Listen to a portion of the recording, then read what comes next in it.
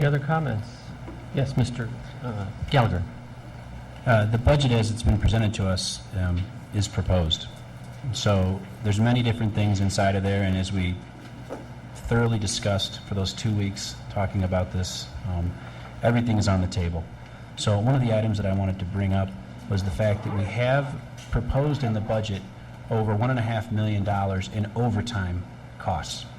This is one that continues to come up in municipalities, state governments, county governments all over the United States, where overtime becomes an issue constantly. I think sometimes that if you put those dollar amounts in there, that might actually be a self-fulfilling prophecy, where if I see within my department that it's $750,000 for overtime, that's within my budget, and as the manager is going to manage this, that's potentially, they know that's the number they need to try to stay below to manage the budget.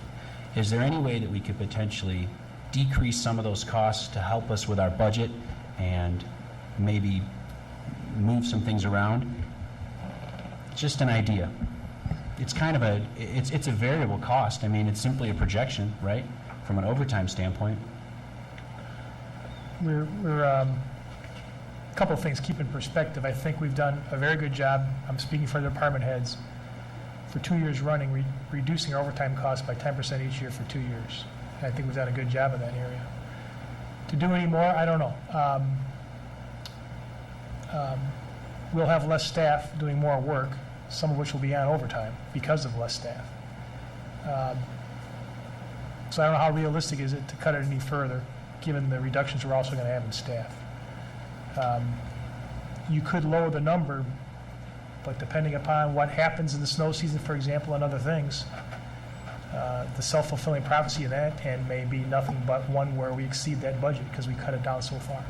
Could you please, and just to help me understand this because I'm pretty ignorant on this whole thing, with overtime, tell me, is that paid at straight pay or is that paid at 1.5 times pay? Time and a half. Time and a half, so it's straight pay plus 50% bump, right? Mm-hmm. So wouldn't that be an opportunity if potentially we were going to need some additional help on an area as we reduce staff, that it might be a natural leading area from what the EPI had suggested for outsourcing, and you wouldn't have to pay someone potentially at time and a half? And health insurance cost that goes along with that potentially? Or the risk of injury? The areas in which most of our overtime is incurred are in areas I don't know if you want to outsource. Holdovers on patrols, recalls and fire, snow plowing. That's where most of your overtime is incurred. And again, I don't know if that's an area that you want to outsource.